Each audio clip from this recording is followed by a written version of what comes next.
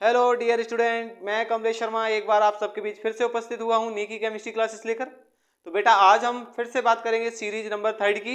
और बेटा आप सीरीज नंबर 3 में आज आप पहली बुक पूरी की पूरी कवर करोगे, ठीक है ना। तो चलो बेटा स्टार्ट करते हैं। तो आज हम आपका जो सीरीज पढ़ेंगे वो बुक नंबर 1, पहली बुक को आज हम कवर करने वाले हैं बेटा। भी 2 सीरीज हो चुकी हैं, जिसने नहीं देखी है वो बेटा जाके देख ले। तो सबसे पहला क्वेश्चन वही होगा बेटा। पहला क्वेश्चन क्या है? वह विकल्पी प्रश्न। फिर इसकी तरह बेटा इस बार भी आपको बता दें कि ये 16 क्वेश्चन आएंगे और प्रत्येक क्वेश्चन आपका आधे नंबर का होगा। तो आपका जो पहला क्वेश्चन आएगा बहुविकल्पी क्वेश्चन वो बेटा 8 नंबर का आएगा, लेकिन इसमें क्वेश्चन 16। चलते हैं बेटा सबसे पहले फर्स्ट नंबर की ओर। पहला लिखा बेटा कौन सा द्रव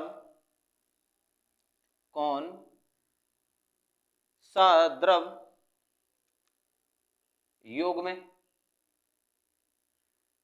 राउले, इसको बेटा हम राउल्ट भी बोलते हैं, के नियम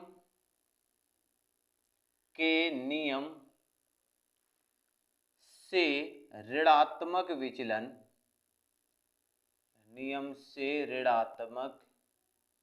विचलन प्रदर्शित करता है। ऋणात्मक विचलन प्रदर्शित करता है। पहला ऑप्शन है बेटा आपका जल तथा HCl। दूसरा है बेटा आपका जल तथा HNO3। एंड तीसरा है बेटा आपका benzene C6H5 plus Maithil alcohol CH3OH। And D है बेटा आपका एसीटोन मतलब CH3COCH3 प्लस क्लोरोफॉर्म CHCl3। तो देखो बेटा बात करते हैं कि राउल्ट के नियम से ऋणात्मक विचलन। तो बेटा इन सभी में ऋणात्मक विचलन प्रदर्शित करने वाला जो आपका युग्म है वो है एसीटोन और क्लोरोफॉर्म। सेकंड क्वेश्चन की बात करते हैं बेटा। सेकंड क्वेश्चन लिखा है कि गोताखोरी में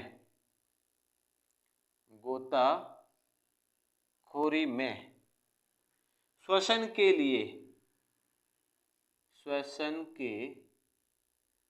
लिए वायु के स्थान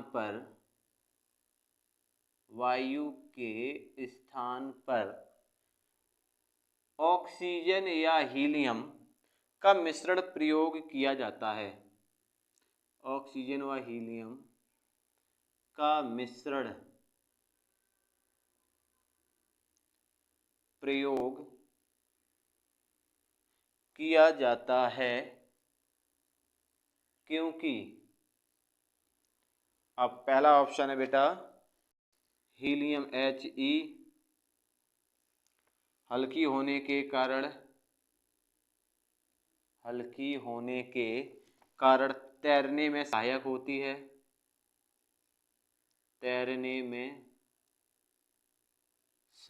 होती है। या बेटा दूसरा ऑप्शन है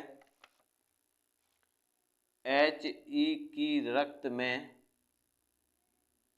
विलेयता बहुत कम होती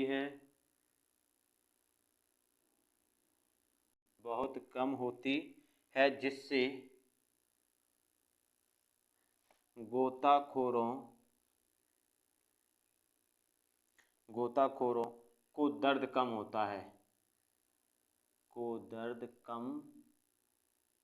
होता है। तीसरा ऑप्शन है बेटा गहरे समुद्र में हीलियम की अनुपस्थिति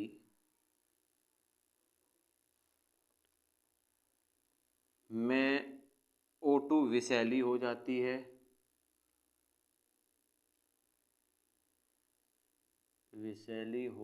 है। और बेटा डी नंबर ऑप्शन है कि उच्च दाब पर वायु में नाइट्रोजन व ऑक्सीजन NO बना लेती है। अब देखो बेटा इसमें देखा कि जो गोताखोर होते हैं ना, तो बेटा गोताखोरी में श्वसन के लिए वायु के स्थान पर ऑक्सीजन व हीलियम का मिश्रण प्रयुक्त किया जाता है। उसका कारण क्या है? तो उसका कारण यही है बेटा कि जो आपका हीलियम है ना, ये रक्त में बहुत कम घुलता है। अब रियल में क्या होता है बेटा, जब जो गोताखोर होते हैं, जब ये क्या होते हैं बेटा, पानी के बाहर निकलते हैं, तो क्या होता है, इनके रक्त में घुली हुई जो ऑक्सीजन है ना बेटा, वो क्या होती है, वो धीरे धीरे फिर बाहर निकलती है, तो इनको क्या होता है, दर्द होता है। अब होता है क्या बेटा कि अगर हम ऑक्सीजन पे ही डिपेंड रहे तो ऑक्सीजन क्या होगा, ज्यादा मात्रा में घुलेगी, क्लियर है ना। लेकिन अब हम करते क्या, हीलियम और ऑक्सीजन का मिक्सचर लेते हैं, तो हीलियम क्या करता है, जो आपका ऑक्सीजन है इसको भी और खुद भी क्या करती है, ये ब्लड में कम मात्रा में घुलती है। जब ये कम मात्रा में घुलती है तो बेटा जब भी आपका गोताखोर बाहर आता है तो उसको ज्यादा दर्द नहीं होता। तो वही है बेटा कि He की रक्त में विलेयता बहुत कम होती है, जिससे गोताखोर को दर्द कम होता है। यही है आपका सेकंड का आंसर। थर्ड क्वेश्चन है बेटा आपका, रक्त में घुली कौन सी गैस, रक्त में घुली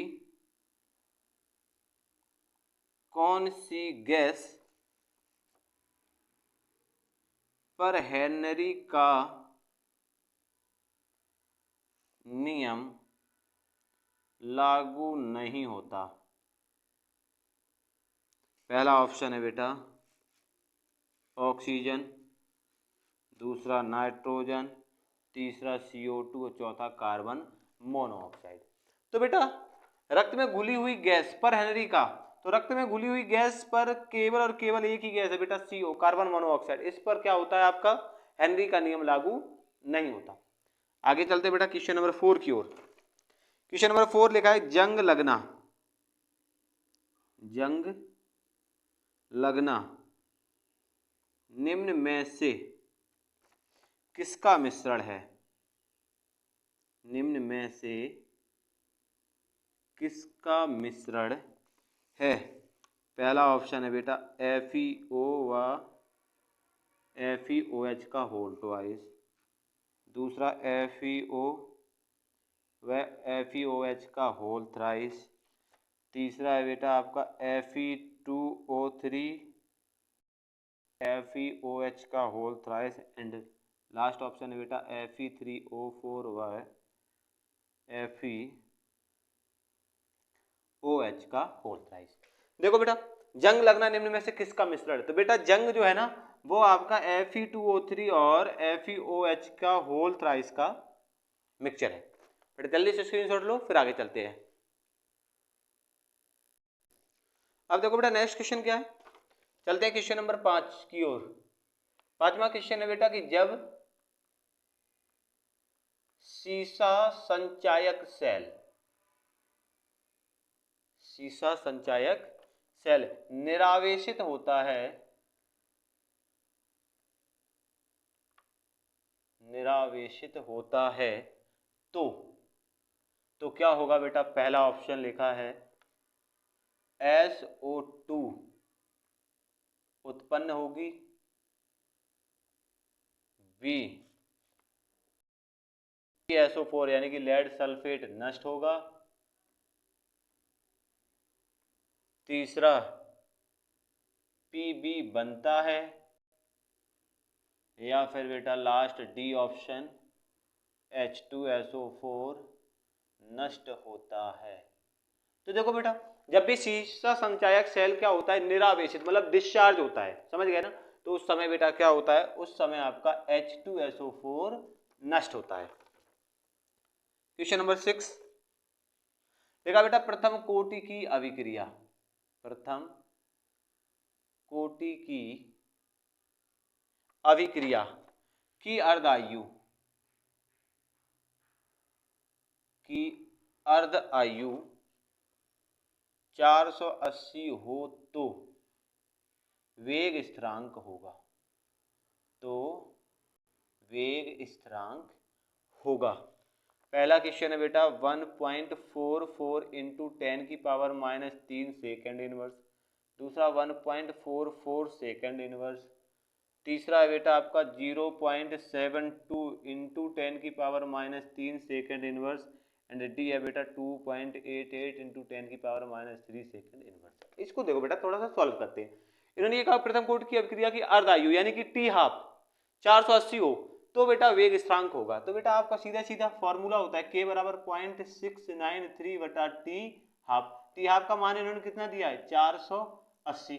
अब एक काम करें इस पॉइंट को इधर लाएं तो 1 2 3 अंक इधर लाएंगे ना तो यहाँ पर कितने 10 की पावर -3 का गुणा, तो ये कितने बार जाएगा बेटा, ये जाएगा एक बार 480 है ना, तो 693 में से जब 480 जाएंगे तो 3 1 2 मतलब पॉइंट लगा 0, तो 4 5 बार तो जाएगा ना 4 4 1.4 इंटू पावर 3 1.4 इंटू पावर 3। बेटा इसका ऑप्शन आने वाला है कौन सा फर्स्ट। इसको और भी आप आगे सॉल्व करोगे तो 1.44 गुणे 10 की पावर -3 क्योंकि अपनी पास देखो बेटा पावर तो 3 आई गई थी और 1.4 यानी कि 1.4 के साथ पावर 3 केवल इसी ऑप्शन में, बाकी ऑप्शन में तो है नहीं। क्लियर।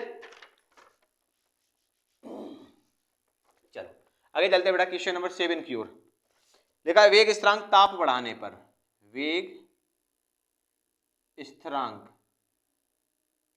ताप बढ़ाने पर क्या होगा। पहला ऑप्शन है बेटा बढ़ेगा, दूसरा है घटेगा, तीसरा है अपरिवर्तित रहेगा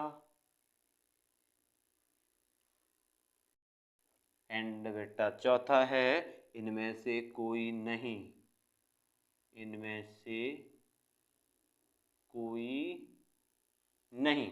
तो बेटा देखो वेग स्थिरांक अगर ताप बढ़ाएंगे तो वेग स्थिरांक बढ़ने पर क्या होता है, ताप बढ़ता है कितना 2 से 3 गुना, याद है ना, तो बढ़ेगा। क्वेश्चन नंबर 8 देखा बेटा प्रथम कोटि की अभिक्रिया,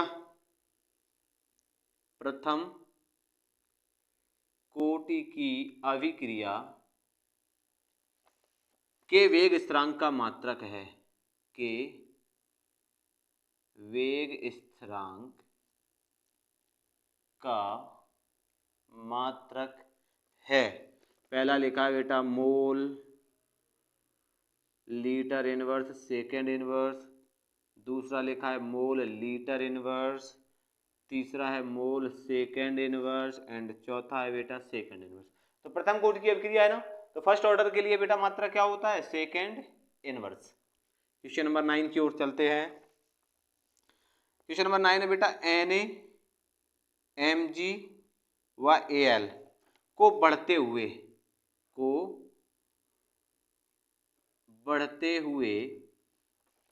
विद्युत धनात्मक गुण, विद्युत धनात्मक गुण के अनुसार व्यवस्थित करें, के अनुसार व्यवस्थित करें। पहला है आपका बेटा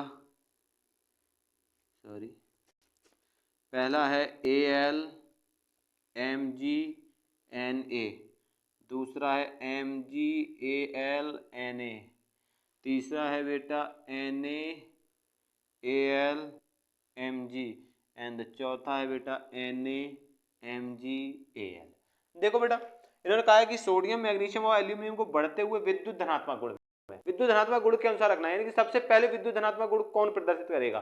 तो बेटा सबसे पहले आपका सोडियम, क्योंकि जिसका परमाणु क्रमांक कम होगा वो उतनी जल्दी इलेक्ट्रॉन निकालेगा। तो इसका मतलब है फर्स्ट सबसे कम मतलब है सबसे कम इलेक्ट्रॉन इसके पास है, तो ये सबसे ज्यादा, क्योंकि ये एक इलेक्ट्रॉन निकालेगा तुरंत धनायन बन जाएगी, ये दो निकालेगा, समझ गए ना, क्योंकि एक निकालेगा तो ये अस्थायी रहेगा, तो अस्थायी तो ग्रहण करने के लिए ये क्या करेगा या इलेक्ट्रॉन निकाले या तो फिर ना निकाले, तो 2 इलेक्ट्रॉन निकालने के लिए इसको थोड़ा सा टाइम लगेगा। क्लियर है ना, इसको तो 3 इलेक्ट्रॉन, तो इसलिए पहला ऑप्शन सही होगा। क्वेश्चन नंबर 10 लिखा बेटा अधिकतम चुंबकीय आघूर्ण, अधिकतम चुंबकीय आघूर्ण प्रदर्शित करने वाले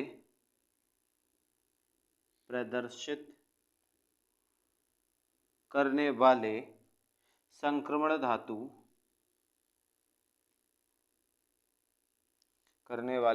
धातु आयन का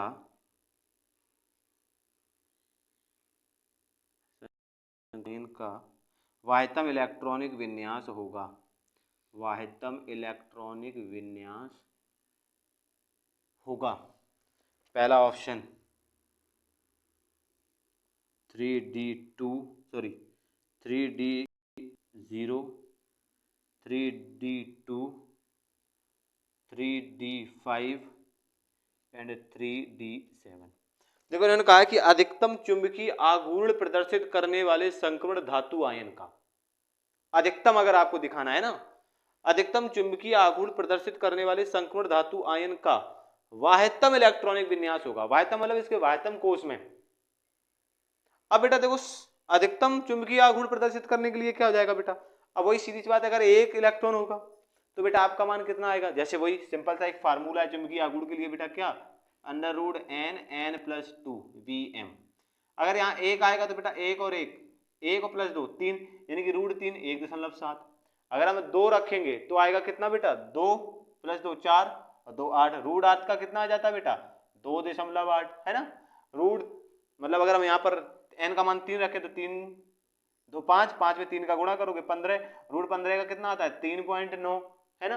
बेटा हम 4 रखेंगे तो 4 पर क्या हो जाएगा, 4 और 2 6, 6 का 2 4 बार गुणा करेंगे 24, तो 24 का कितना आता है 4.8। क्लियर। अब 5 रखेंगे तो क्या हो जाएगा बेटा, 5 और 2 7, 7 का 5 में गुणा करेंगे √35, √35 का मान आता है 5.9। इसके बाद क्या हो जाएगा बेटा, इसके बाद आपका फिर ये वैल्यूज कम होने लग जाएगी। तो सबसे ज्यादा वैल्यूज आपको कब मिल रही, जब आपने n का मान कितना रखा बेटा 5 रखा। तो इन्होंने भी यही पूछा कि अधिकतम चुंबकीय आघूर्ण प्रदर्शित करने वाले संक्रमण धातु आयन का वाह्यतम इलेक्ट्रॉनिक विन्यास होगा। तो इनका वाह्यतम इलेक्ट्रॉनिक विन्यास क्या होगा बेटा 3D5। क्या होगा 3D5। आगे देखते हैं बेटा क्वेश्चन नंबर 11।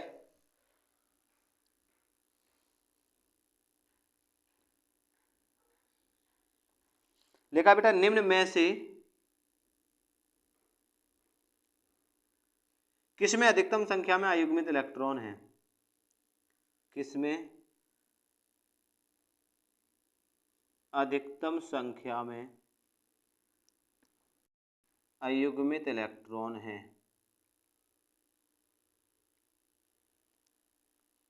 ए number Fe+2, B number Ti+3, C number V+3, D number बेटा Mg+2।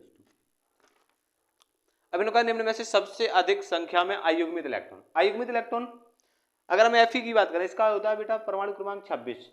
26 में से आप 2 इलेक्ट्रॉन चले जाएंगे 4s से, क्योंकि अगर इसका आप इलेक्ट्रॉनिक विन्यास देखोगे तो ये आएगा बेटा Ar 4s2 और 3d6।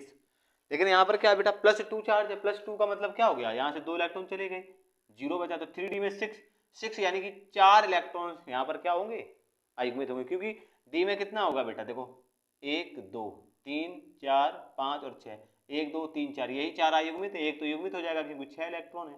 तो यहाँ पर तो आ रहे हैं 4। टी का कितना होता है बेटा 22, 22 का मतलब क्या हो जाएगा, 22 का मतलब हो जाएगा 2 और 2, लेकिन यहाँ +3 चार्ज है, +3 का मतलब 2 यहाँ से 1 यहाँ से 3d 1, तो इसके पास केवल 1 है। v का कितना है V+3, v का कितना होता है बेटा 23, 23 में क्या हो जाएगा 23 का मतलब है यहाँ पर 3 यहाँ पर 2, तो यहाँ पर केवल 2 बचेंगे, इसमें 2 आ रहे हैं, और Mg+2 में तो अयुग्मित इलेक्ट्रॉन है ही नहीं, 0 है, तो इसका मतलब सबसे ज्यादा किसमें है Fe+2 में। कितने हैं इसमें बेटा 4 हैं, बाकी इसमें 1 है, इसमें आपके 2 इसमें है ही नहीं। तो ये जल्दी से स्क्रीनशॉट लो बेटा, फिर आगे चलते हैं। अब देखो बेटा नेक्स्ट क्वेश्चन की ओर चलते हैं। क्वेश्चन नंबर 12 क्वेश्चन है बेटा वाह्यतम इलेक्ट्रॉनिक विन्यास,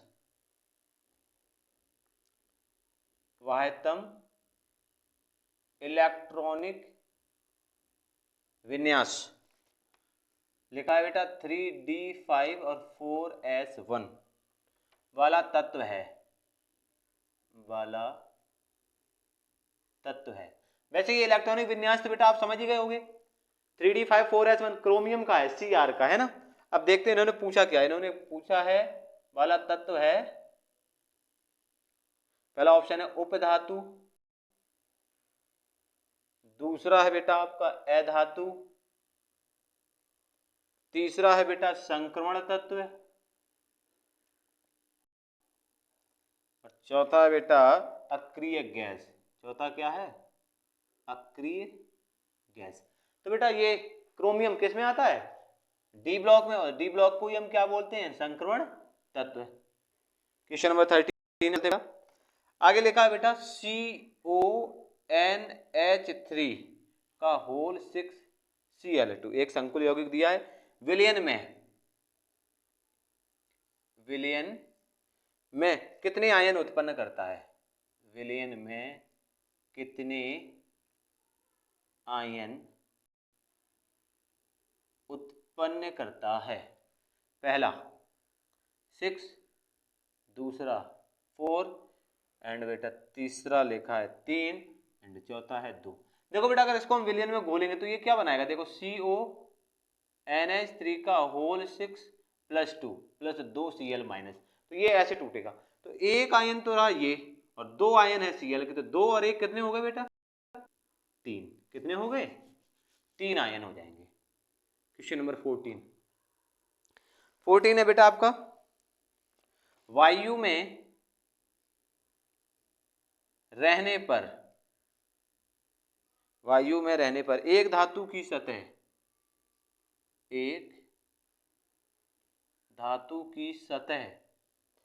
हरी हो जाती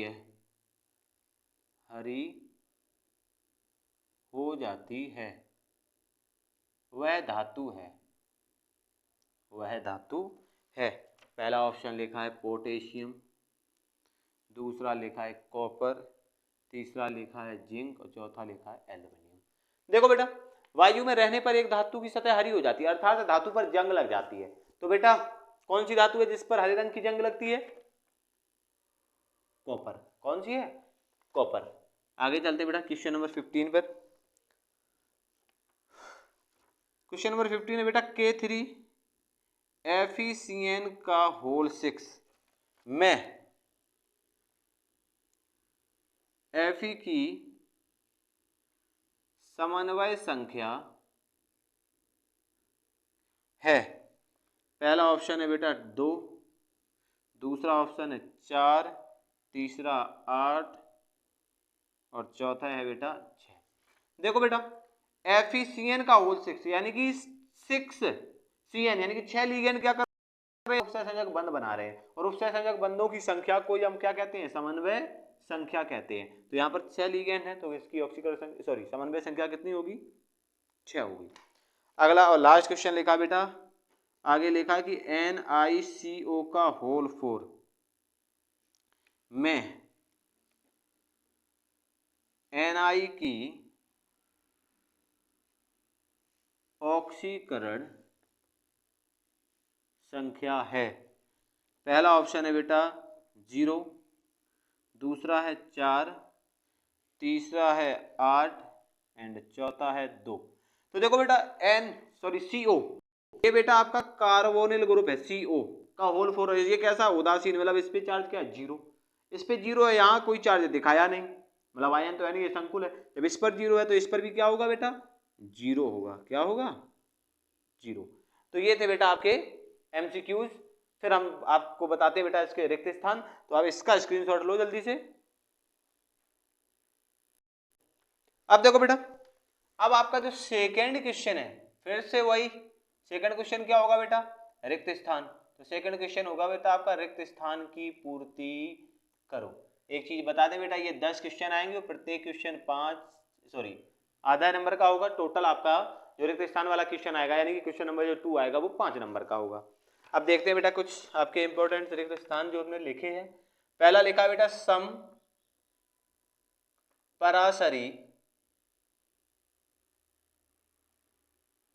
समपराशरी विलयन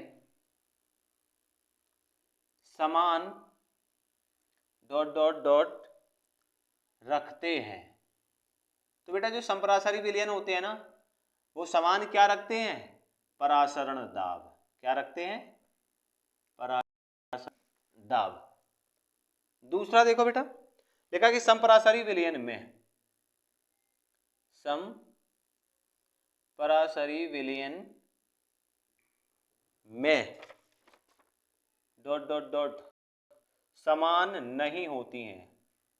समान नहीं होती हैं, तो बेटा जो समपराशरी विलयन होता है ना, उनमें क्या है? पदार्थ की या विलेय की मोलर सांद्रताएं बेटा आपकी अलग अलग होती हैं, मोलर सांद्रताएं।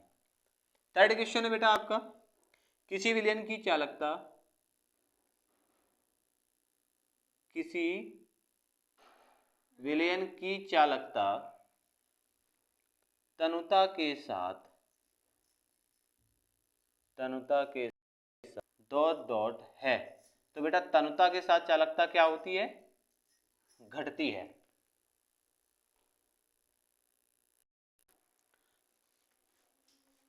थोड़ी सी बेटा प्रॉब्लम आ गई थी, चलो आगे चलते हैं। क्वेश्चन नंबर डी है आपका, लोहे पर डॉट डॉट डॉट की परत चढ़ाई जाती है, की परत चढ़ाई जाती है। तो बेटा इसका आंसर क्या होगा, लोहे पर किसकी परत चढ़ाई जाती है, जिंक की या फिर टिन की, एसएन की। क्लियर। ई नंबर चलते हैं बेटा आगे। देखा प्रथम कोटि की अभिक्रिया के लिए, प्रथम कोटि की अभिक्रिया के लिए वेग स्थिरांक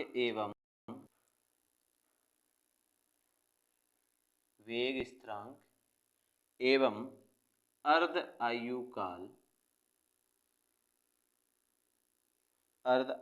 काल में डॉट डॉट संबंध है।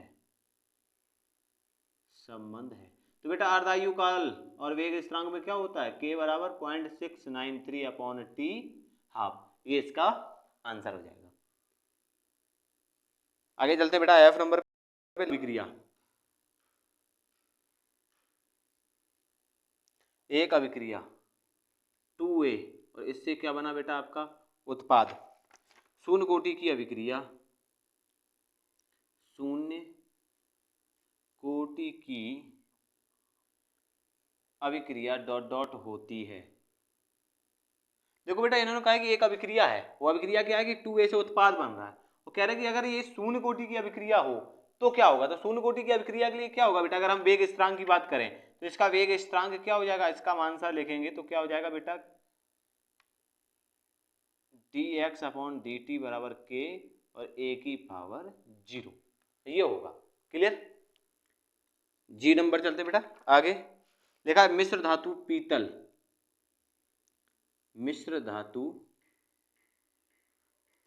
डॉट डॉट डॉट का मिश्रण है। बेटा इसका आंसर जो है ना स्टूडेंट्स खुद बताएंगे। बहुत ही सिंपल क्वेश्चन है बेटा। मिश्र धातु पीतल का जो पीतल किसका मिश्रण है आपको पता है, इसलिए आप कमेंट में जरूर बताओगे। एच नंबर देखा बेटा, प्रचक्रण मात्र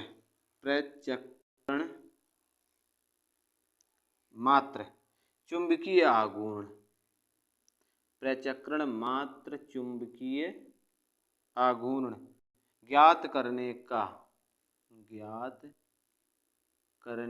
का सूत्र डॉट डॉट डॉट है। तो बेटा इसका आंसर क्या हो जाएगा, सूत्र आप सबको ही पता है, म्यू बराबर रूट n प्लस 2bm। आगे बेटा देखो आई नंबर नेक्स्ट है आपका, NiCl4 की ज्यामिति डॉट डॉट होती है। कैसी होती है बेटा, चतुष्कफल की।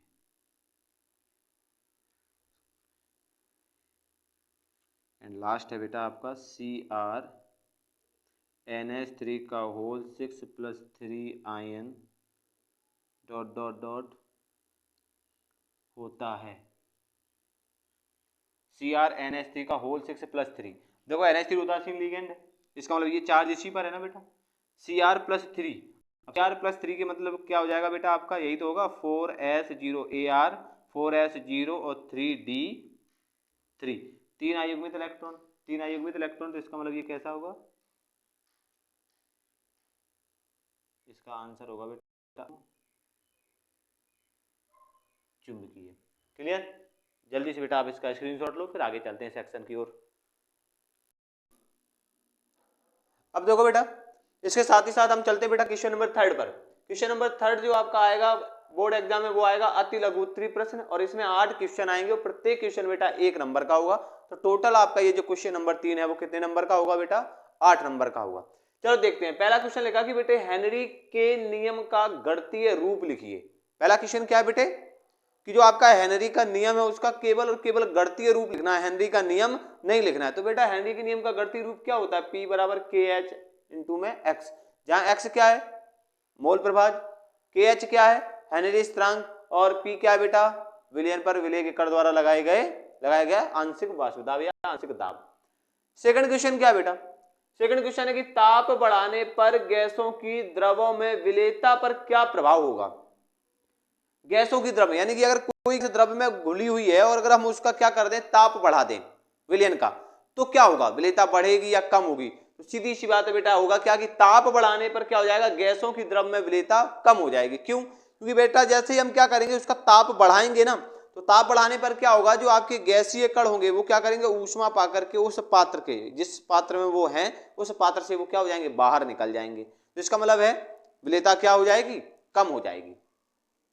आगे देखो लिखा क्या, किसी सेल अभिक्रिया के लिए E0 सेल या डेल्टा G0 का मान शून्य हो सकता है। मान लो अगर आपकी कोई रिएक्शन है, कोई भी सेल अभिक्रिया है, तो उसमें E0 का मान और डेल्टा G0 का मान शून्य हो सकता है। तो बेटा ऐसी कोई सी भी स्थिति नहीं है, ऐसी कोई सी भी स्थिति नहीं है सेल में कि डेल्टा G0 या E0 सेल का मान क्या हो जाए? शून्य हो जाए। तो वही देखो हमने लिखा बेटा, किसी भी स्थिति में ऐसा संभव नहीं है कि क्या हो जाए? इनका मान शून्य हो जाए। सेकंड लिखा बेटा अगला क्वेश्चन कि फैराडे के विद्युत अपघटन का प्रथम नियम लिखिए। देखो बेटा फैराडे ने आपके 2 नियम दिए थे, प्रथम और द्वितीय, तो इन्होंने केवल और केवल प्रथम नियम पूछा है। तो प्रथम नियम की बात कर लेते हैं। तो है क्या बेटा? इलेक्ट्रोड पर मुक्त होने वाले पदार्थ की मात्रा, इलेक्ट्रोड पर मुक्त होने वाली या ये कहते हैं निक्षेपित होने वाली पदार्थ की जो बेटा मात्रा होती है, वो सेल में प्रवाहित धारा या आवेश के समानुपाती होती है। यही है आपका फैराडे का प्रथम नियम। क्या बताया हमने? इलेक्ट्रोड पर निक्षेपित या मुक्त होने वाली पदार्थ की मात्रा सेल में प्रवाहित धारा या आवेश के क्या होती है बेटा? समानुपाती होती है। अगला क्वेश्चन है कि रासायनिक अभिक्रिया का संघट्य सिद्धांत क्या है? जो आपकी रासायनिक अभिक्रिया है ना, इसका संघट्य सिद्धांत क्या है उसके बारे में देखो बेटा जानते हैं। होता क्या क्या कि इस सिद्धांत के अनुसार यह माना जाता है कि अभिक्रिया अभिकारक अणुओं के अभिकारक अणुओं के आपस में टकराने के कारण होती है। क्या है संघट्य सिद्धांत? क्या है भाई? इस सिद्धांत में ऐसा माना है कि अगर आपको कोई भी अभिक्रिया संपन्न करानी है तो अभिकारक अणुओं के बीच क्या टक्कर होना बेटा अति आवश्यक है। तो वही हमने लिखा है कि इस सिद्धांत के अनुसार यह माना जाता है कि अभिक्रिया अभिकारक अणुओं के आपस में टकराने के कारण होती है। यही है बेटा आपका अभिक्रिया का संघट्य सिद्धांत। आगे लिखा बेटा डेल नोट क्या है? समझाइए। डेल जीरो बहुत से लोग बोलते हैं, कोई बात नहीं। अब है क्या बेटा डेल नोट? तो आपने क्या देखा था जब आपको बेटा डी और एफ लोग आपको कोऑर्डिनेशन कंपाउंड पढ़ाया गया था, तो वहां पर आपने देखा कि जो आपके डी कक्षक थे जिन समान ऊर्जा वाले, उनको हमने समभ्रंश कक्षक कहा था। लेकिन बेटा जैसे ये लिगेंड के संपर्क में आ जाते हैं तो क्या होता है? इनमें प्रतिकर्षण लगता है, जिससे ये क्या होते हैं बेटा? 2 भागों में टूट जाते हैं, T2G कक्षक और EG कक्षक में। तो बेटा यही जो T2G कक्षक और EG कक्षक के बीच में जो आपका ऊर्जा का गैप होता है ना, ऊर्जा का जो अंतर होता है, उसको ही हम कहते हैं बेटा डेल नोट या DQ। याद है ना? तो देखते हैं बेटा लिखा क्या है। हमने लिखा है कि अष्टफलकीय संकुल में T2G व EG कक्षकों के मध्य ऊर्जा अंतर को क्रिस्टल क्षेत्र विपाटन कहते हैं। अष्टफलकीय संकुल में जो आपका EG और T2G कक्षक टूटते हैं ना, उनके बीच जो ऊर्जा का अंतर होता है उसको हम क्रिस्टल क्षेत्र विपाटन अर्थात डेल जीरो या डेल नोट कहते हैं। क्लियर? आगे चलिए लिखा बेटा PTNH3 का होल ट्वाइस Cl2 के ज्यामितीय समावयव बनाइए। अब इनके में ज्यामितीय समावयव बनाने हैं। तो है क्या बेटा? अब NH3 का NH3 का होल ट्वाइस और Cl2 यानी कि NH3 भी 2 है, Cl भी 2 है। अगर ये बेटा PT के साथ एक साइड जुड़ जाए तो वो समपक्ष रूप, और विपरीत साइड जुड़ जाएंगे तो क्या हो जाएगा? ये तो ये हो जाएगा विपक्ष रूप। तो वही हमने लिया, देखो PT दोनों Cl इस साइड जुड़ दिए, NH3 इस साइड जुड़ी, ये तो है समपक्ष रूप। और एक बार PT के एक NH3 इधर एक NH3 ये देखो अपोजिट है, NH3 के सामने, Cl के सामने, तो Cl NH3 दोनों जोड़ दिए तो ये है आपका विपक्ष रूप। ठीक है ना? यही आपके ज्यामितीय समावयव हो गए। आगे और लास्ट क्वेश्चन है बेटा, क्वेश्चन नंबर 3 का 8वां क्वेश्चन है कि एक्टिनाइड आकुंचन समझाइए। अब बेटा देखो एक्टिनाइड आकुंचन क्या है, तो होता क्या बेटा कि एक्टिनाइड सीरीज में जब परमाणु क्रमांक बढ़ता है, एक्टिनाइड सीरीज जो आपके सबसे नीचे लिखा हुआ है पीरियोडिक टेबल में, तो जब उसमें क्या होता है बेटा, परमाणु क्रमांक बढ़ने के साथ साथ आगे बढ़ते हैं, तो हम क्या देखते हैं कि उसमें नाभिकीय आकर्षण बल जो है ना वो भी बढ़ता है। अब लगातार नाभिकीय आकर्षण बल बढ़ेगा तो क्या होगा बेटा, आगे चलने पर क्या हो जाएगा, धीरे धीरे परमाणुओं का आकार छोटा होता जाता है। तो परमाणु के आकार में हुई इसी कमी को हम क्या कहते हैं, एक्टिनाइड आकुंचन या संकुचन कहते हैं। तो हमने भी वही लिखा बेटा, एक्टिनाइड श्रेणी में परमाणु क्रमांक बढ़ने पर नाभिकीय आकर्षण बढ़ता है, जिससे इसके आकार में लगातार कमी होती है, जिसे एक्टिनाइड आकुंचन कहते हैं। तो ये था बेटा आपका क्वेश्चन नंबर 3। जल्दी से आप स्क्रीनशॉट लो बेटा, फिर हम सेक्शन बी पे चलते हैं। आगे देखते हैं बेटा, आगे आपका सेक्शन बी, इसमें आपसे लघु उत्तरीय प्रश्न पूछे जाएंगे और बेटा 12 क्वेश्चन होंगे और आपका प्रत्येक क्वेश्चन 1.5 नंबर का होगा। तो टोटल आपके कितने 18 नंबर का ये सेक्शन आएगा। तो इसमें बेटा पहला क्वेश्चन यानी क्वेश्चन नंबर 4, क्योंकि 3 नंबर तक आप देख ही चुके। क्वेश्चन नंबर जो 4 होगा बेटा वो है अणुसंख्य गुणधर्म क्या है, इन गुणों का एक उदाहरण दीजिए। अणुसंख्य गुणधर्म बताना है क्या, इसका एक उदाहरण भी बताना है।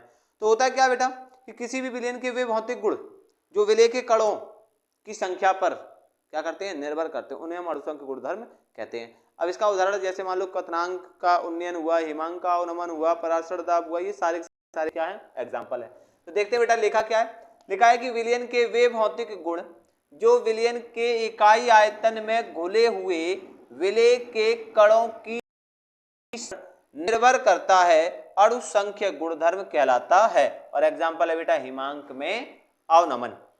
सेकंड क्वेश्चन क्या बेटा, नेक्स्ट क्वेश्चन है आपका कि परासरण किसे कहते हैं, उदाहरण सहित समझाइए। परासरण क्या है, इसको हमें उदाहरण सहित समझाना है। अर्धपारगम झिल्ली द्वारा विलायक के कणों का निम्न सांद्रता से उच्च सांद्रता वाले विलयन की ओर स्वतः क्या बेटा प्रवाह, यानी कि अपने आप वो जाए, तो उसे हम कहते हैं परासरण। अब क्या बेटा फिर से समझ लो, हमने कहा कि अर्धपारगम झिल्ली, जैसे हम इसको यहां समझाने की कोशिश करें, जैसे ये बेटा हमने क्या किया, ये अर्धपारगम झिल्ली, इसको हम सेमी परमेबल मेम्ब्रेन बोलते हैं, एसपीएम। इस साइड भी बेटा आपका विलयन है और इस साइड भी एक विलयन है, ठीक है ना। ये तो है बेटा आपका तनु विलयन, या ये कहते हैं कि निम्न सांद्रता वाला विलयन, और ये है बेटा आपका उच्च सांद्रता वाला विलयन। तो अब हमने क्या बताया, हमने कहा कि अर्धपारगम झिल्ली द्वारा विलायक के कण का निम्न सांद्रता से वाले विलयन की ओर, यानी कि निम्न सांद्रता वाले विलयन में जो विलायक होंगे ना वो किसकी ओर जा रहे हैं बेटा, वो आपके उच्च सांद्रता वाले विलयन की ओर अपने आप जा रहे हैं। क्लियर, किसके द्वारा, सेमी परमेबल मेम्ब्रेन यानी कि अर्धपारगम झिल्ली द्वारा। इसी घटना को बेटा हम क्या कहते हैं, परासरण कहते हैं। अब इसका एग्जांपल लिखा है कि नमक के जली विलयन में रखने पर रुधिर कोशिकाओं का सिकुड़ना, यानी कि अगर हम नमक के जली विलयन में रुधिर कोशिकाओं को रखते हैं तो बेटा वो क्या हो जाती हैं, सिकुड़ जाती हैं। तो ये किसकी घटना है, परासरण की क्रिया है। या हम ये कहते हैं बेटा कि जो आपका किशमिश होता है ना उसको पानी में डालने पर वो फूल जाती है। क्लियर है ना, तो ये भी क्या है, परासरण की क्रिया। आगे देखो बेटा, लिखा है कि कॉपर सल्फेट के विलयन में जिंक डालने पर विलयन का नीला रंग गायब हो जाता है, क्यों। अब होता क्या बेटा कि जो जिंक है ना वो विद्युत रासायनिक श्रेणी में क्या है, कॉपर से ऊपर स्थित है। तो ऊपर वाली धातु क्या करती है, नीचे वाले धातु को उसके लवण के विलयन से उसको विस्थापित कर देती है, विद्युत रासायनिक श्रेणी में ये विशेषता है। तो यही कारण है बेटा यहाँ पर। तो लिखा गया कि कॉपर सल्फेट के विलयन में जिंक डालने पर विलयन का नीला रंग गायब हो जाता है। क्यों हो जाता है, क्योंकि जिंक विद्युत रासायनिक श्रेणी में ऊपर होने के कारण कॉपर सल्फेट के विलयन से कॉपर का विस्थापन कर देता है। जैसे रिएक्शन में लिखा है CuSO4Zn, तो ZnSO4 बन गया और Zn ने क्या किया, Cu को रिप्लेस किया, Cu ये रहा। तो पहले तो ये नीला रंग था कॉपर सल्फेट का, और जो जिंक सल्फेट बना वो कैसा होता है, रंगहीन, इसलिए विलयन का रंग क्या हो जाता है, गायब हो जाता है। अगला क्वेश्चन लिखा बेटा कि डैनियल सेल में लवण सेतु का क्या कार्य है।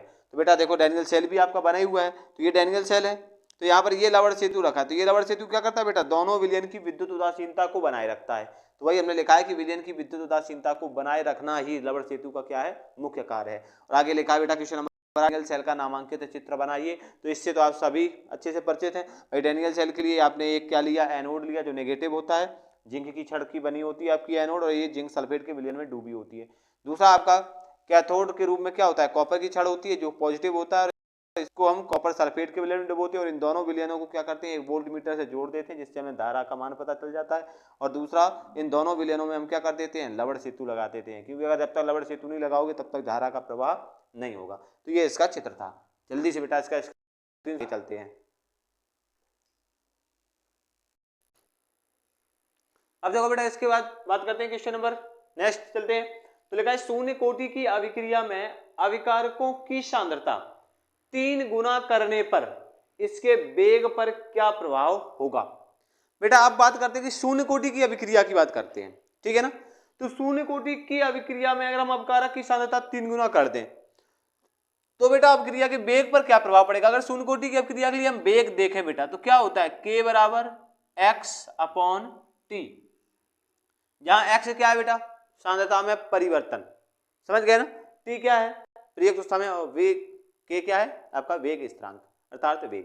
यानी कि अगर हम बात करें या फिर हम ऐसे कहते हैं वेग स्थिरांक छोड़ो, आप क्रिया का वेग डायरेक्ट ही समझ लेते हैं, dx/dt बराबर k, और ये आपका मान लो a की पावर 0, ये कोई अभिक्रिया है a से p, तो उसके लिए आपका अभिक्रिया का वेग ये होगा।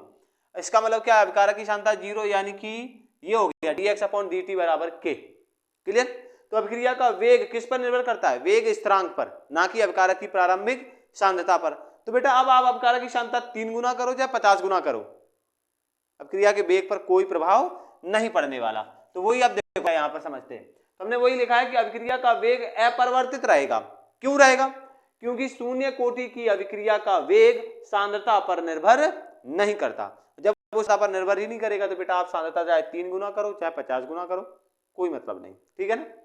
नेक्स्ट क्वेश्चन है बेटा कि किसी अभिक्रिया की अर्धायु क्या है, कोई अभिक्रिया है उसकी अर्धायु क्या है। फिर आगे इन्होंने कहा है कि प्रथम कोटि की अभिक्रिया के लिए वेग समीकरण से यह पुष्टि कीजिए, वेग समीकरण से यह पुष्टि कीजिए कि इस अभिक्रिया की अर्धायु अभिकारकों की प्रारंभिक सांद्रताओं पर निर्भर नहीं होती है। तो सबसे पहले हम बेटा अर्धायु समझते हैं। अर्धायु क्या है, मान लो बेटा कोई अभिक्रिया है तो अभिकारक की सांद्रता आधा होने में, कोई अभिक्रिया है ना, तो उसमें जो आप अभिकारक अणु लेते हो उसकी सांद्रता आधी होने में जो समय लगता है उसको हम अर्धायु कहते हैं। अब इन्होंने प्रथम कोटि की अभिक्रिया के लिए पूछा है, तो देखते हैं बेटा। सबसे पहले तो हमने लिखा कि अभिकारक की सांद्रता को आधा होने में लगा समय या प्रयुक्त समय अर्धायु कहलाता है। अब इन्होंने ये कहा है कि प्रथम कोटि की अभिक्रिया के लिए, अब प्रथम कोटि की अभिक्रिया के लिए अगर हम अर्धायु काल लिखें तो प्रथम कोटि की अभिक्रिया के लिए अर्धायु काल बेटा ये आता है t½ बराबर 0.693/k। क्लियर। अब यहां पर बेटा देखो कहीं पर भी अभिकारक की प्रारंभिक सांद्रता का जिक्र तो हुआ नहीं है समीकरण में, तो वही लिखा है कि उपरोक्त समीकरण से स्पष्ट है कि प्रथम कोटि की अभिक्रिया की अर्धायु अभिकारक की प्रारंभिक सांद्रता पर निर्भर नहीं करती, निर्भर नहीं करती। आ गया। नेक्स्ट क्वेश्चन है बेटा आपका कि परा यूरेनियम तत्व किसे कहते हैं। भाई परा यूरेनियम तत्व क्या है, तो बेटा आपका जो यूरेनियम एक्टिनाइड सीरीज में जो आपके यूरेनियम के बाद तत्व है ना, आने वाले जो भी यूरेनियम के बाद तत्व आए हैं वो मानव द्वारा बनाए गए हैं बेटा। तो मानव द्वारा निर्मित इन्हीं तत्वों को हम परा यूरेनियम तत्व कहते हैं। तो वही देखो लिखा बेटा, यूरेनियम के बाद आने वाले मानव द्वारा निर्मित किए गए तत्व को बेटा हम परा यूरेनियम तत्व कहते हैं। आगे देखो लिखा है बेटा Cu+2 का इलेक्ट्रॉनिक विन्यास लिखिए और इसके चुंबकीय आघूर्ण की गणना कीजिए।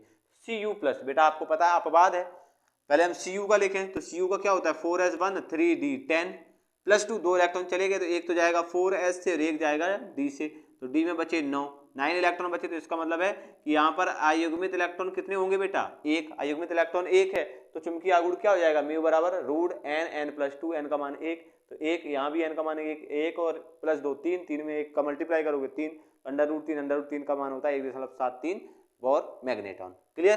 तो ये था आपका कॉपर +2 आयन के लिए। आगे लिखा है बेटा कि F ब्लॉक तत्व अंतः संक्रमण तत्व कहलाते हैं क्यों।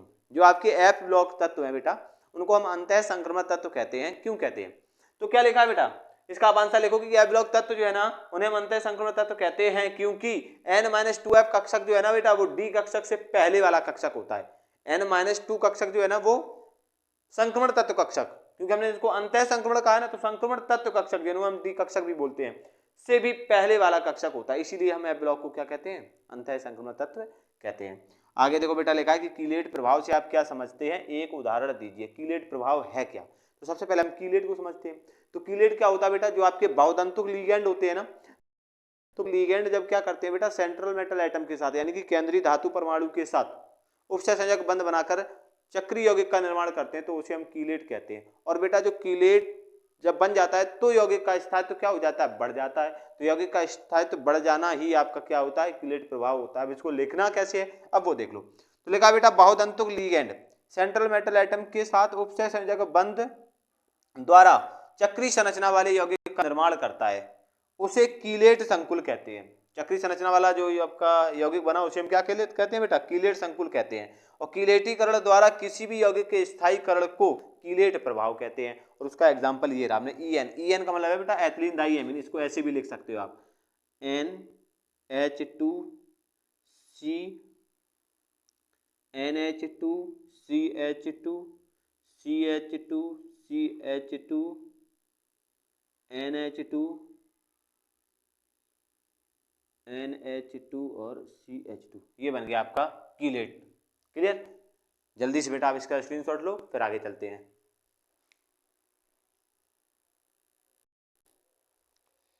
अगला क्वेश्चन देखो बेटा, अगला क्वेश्चन है कि COCl2En का Cl व CrH2O का होल 4 BrClBr के आयुपेशी नाम लिखिए। तो नाम लिखते हैं बेटा। हमने देखो बेटा सबसे पहले COCl2En का होल ट्वाइस Cl है, तो देखो बेटा यहाँ पर क्या है, अगर हम इसकी बात करें तो ये दो के लिए क्या लिखा हमने, डाइक्लोरिडो और दो। अब देखो ये En है ऑलरेडी पहले से डाई है। जब बेटा किसी में डाई टेट्रा पहले से ही लगा हो फिर वो दो बार आ जाए या तो हम उसमें बिस ट्रेस इनका यूज करते हैं। तो दो के लिए हम बिस का यूज करते हैं, तो यहाँ पर ये दो आया है ना, तो दो के लिए हमने लिखा विस। और En का मतलब होता है एथिलीन डाइएमीन, इसको हम छोटे कोष्टक में लिखेंगे। CO को बेटा कोबाल्ट, और कोबाल्ट की जो ऑक्सीकरण संख्या होगी वो 3, क्योंकि दो Cl ये Cl जुड़े हैं माइनस के, इसका मतलब इससे प्लस का 3 होगा। और En तो आपका उदासीन है। अब क्या हो जाएगा बेटा आगे, क्लोराइड, कौन सा, ये वाला, तो इसका नाम हो जाएगा डाइक्लोरिडो बिस एमीन कोबाल्ट थर्ड क्लोराइड। दूसरे वाले का एग्जांपल देखते हैं, एग्जांपल का नाम देखते हैं CrH2 का होल 4 BrClBr। H2 का होल 4 का मतलब टेट्रा, H2O का मतलब एक्वा, तो tetra aqua bromo chloro chromium third, क्योंकि ये देखो एक Br एक Cl, दो माइनस की और एक ये -3 का पॉजिटिव स्पिन कितना होगा, +3 चार्ज, तो क्रोमियम थर्ड और Br के लिए आ जाएगा क्या, ब्रोमाइड। तो ये थे इसके आयुपेशी नाम। अब बेटा हम बात करते हैं सेक्शन सी की। सेक्शन सी है दीर्घ उत्तरी प्रश्न, जिनमें 3 क्वेश्चन आएंगे, वो भी 3 नंबर के, यानी कि टोटल ये सेक्शन आएगा आपका 9 नंबर का। तो इसमें क्या होगा बेटा, पहला क्वेश्चन लिखा है आपका क्वेश्चन नंबर 16 में। पहला क्वेश्चन है कि आदर्श व अनादर्श विलयन की शर्तें लिखिए। दूसरा क्वेश्चन इन्होंने इसी में कर दिया कि आदर्श व अनादर्श विलयन में 2 अंतर लिखिए। और तीसरा क्वेश्चन है कि आदर्श व अनादर्श विलयन के एक एक उदाहरण दीजिए। तो देखते हैं बेटा पहले का आंसर, आदर्श विलयन की शर्तें क्या है कि P जो है ना वो Pa प्लस Pb के बराबर होगा, डेल्टा H का मान 0 होगा, डेल्टा V का मान 0 होगा। लेकिन अनादर्श में ये आपके डज नॉट इक्वल होंगे बेटा, मतलब यहाँ पर P not equal Pa plus Pb, delta H not equal 0 और डेल्टा V नॉट इक्वल 0। दूसरे का आंसर क्या हो जाएगा, आदर्श अनादर्श विलयन में 2 अंतर लिखने हैं, तो हम लिखते हैं बेटा। तो पहला यह विलयन ताप और दाब, सॉरी ताप और दाब नहीं, ताप व सांद्रता, ताप व सांद्रता की सभी परिस्थितियों में राउल्ट के नियम का पालन है। और यह बेटा यह विलयन ताप और सांद्रता की सभी परिस्थितियों में राउल्ट के नियम का पालन नहीं करता, वो अनादर्श विलयन। आदर्श विलयन में और क्या होता है बेटा कि इसके लिए एंथैल्पी परिवर्तन का मान, एंथैल्पी परिवर्तन का मान कितना होता है बेटा, 0 होता है। अगर हम यही अनादर्श विलयन की बात करें तो इनके लिए एंथैल्पी परिवर्तन का मान 0 नहीं होता है। अब दोनों में क्या है बेटा, अब एक एक एग्जांपल लिखना है। आदर्श व अनादर्श विलयन में एक एक उदाहरण लिखनी है। तो आदर्श विलयन क्या है, नॉर्मल हेक्सेन और नॉर्मल हेप्टेन का विलयन, और अनादर्श विलयन का उदाहरण है बेटा एथिल अल्कोहल और जल का मिश्रण। आ गया, जल्दी से स्क्रीनशॉट लो, फिर आगे चलते हैं बेटा। अब देखो बेटा नेक्स्ट चलते हैं क्वेश्चन नंबर 17। क्वेश्चन नंबर 17 में लिखा है बेटा तात्क्षणिक वेग की परिभाषा लिखो। तात्क्षणिक वेग है ना, उसकी परिभाषा लिखना। दूसरा क्वेश्चन है इसमें कि शून्य कोटि की अभिक्रिया के लिए समाकलित वेग समीकरण व्युत्पन्न कीजिए। तो वेग समीकरण का व्युत्पन्न करेंगे। और थर्ड क्वेश्चन लिखा है शून्य कोटि की अभिक्रिया की अर्धायु ज्ञात करने का व्यंजक लिखिए। तो सबसे पहले हम बेटा बात करते हैं तात्क्षणिक वेग किसे कहते हैं।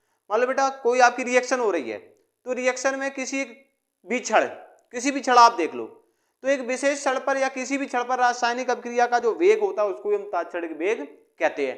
तो वही हमने देखो बेटा लिखा भी है आंसर पहला कि किसी क्षण पर रासायनिक अभिक्रिया का वेग तात्क्षणिक वेग कहलाता है। किसी क्षण देख लो आप, आपको जिस क्षण में देखना उस क्षण में देख लो, उस समय जो आपका अभिक्रिया का वेग होगा ना बेटा वही कहलाएगा तात्क्षणिक वेग। सेकंड क्वेश्चन क्या है, शून्य कोटि की अभिक्रिया के लिए समाकलित वेग समीकरण व्युत्पन्न करना। व्युत्पन्न का मतलब हमें ज्ञात कर उसको निकालना है, कैसे आपका समाकलित वेग समीकरण आएगा। तो हमने माना बेटा शून्य कोटि की एक अभिक्रिया है, वो ये है ए से पी।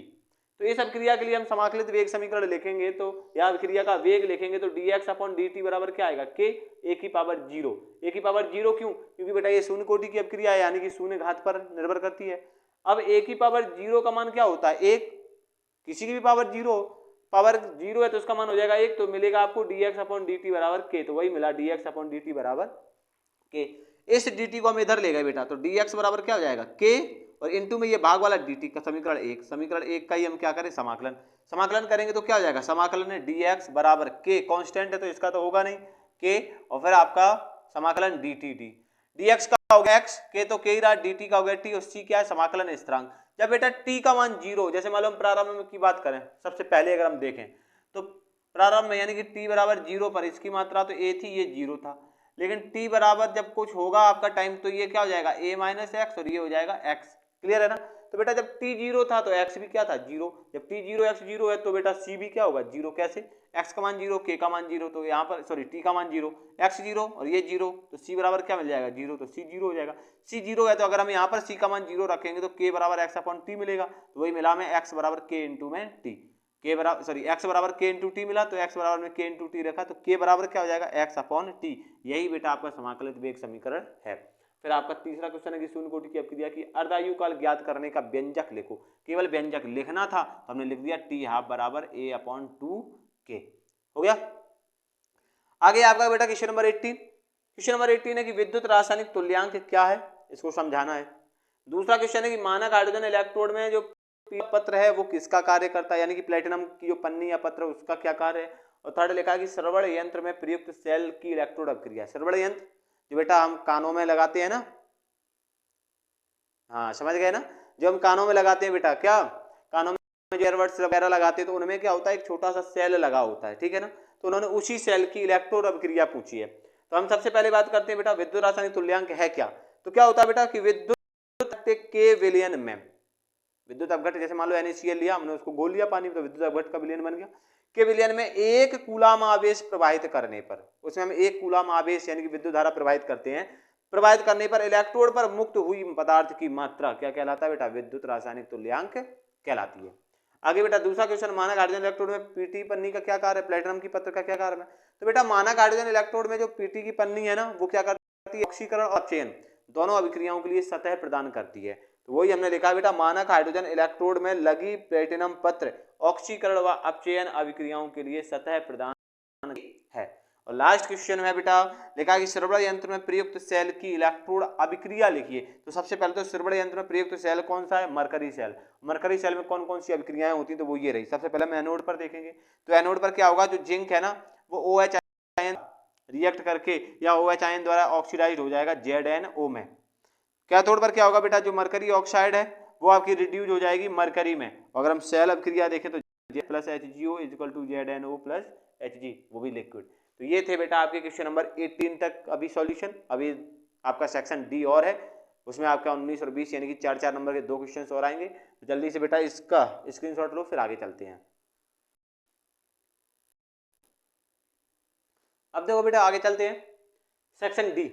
सेक्शन डी में आपके निबंधात्मक प्रश्न आते हैं बेटा, और 2 क्वेश्चन आते हैं, और प्रत्येक क्वेश्चन 4 नंबर का होता है, टोटल का आएगा सेक्शन डी। तो इसमें देखो बेटा 19 नंबर क्वेश्चन में लिखा है कि मैग्नीज की कौन सी ऑक्सीकरण अवस्था प्रतिचुंबकीय होती है। पहला क्वेश्चन तो ये। दूसरा क्वेश्चन है कि विटामिन साइनोकोबालेमिन में उपस्थित धातु का संकेत और अवस्था सहित बताइए। तीसरा है बेटा कि प्रथम संक्रमण श्रेणी में सर्वाधिक एवं सबसे कम ऑक्सीकरण अवस्था प्रदर्शित करने वाले तत्व के नाम लिखिए। और लास्ट है बेटा मिश्र धातु किसे कहते हैं, इसका एक उपयोग लिखिए।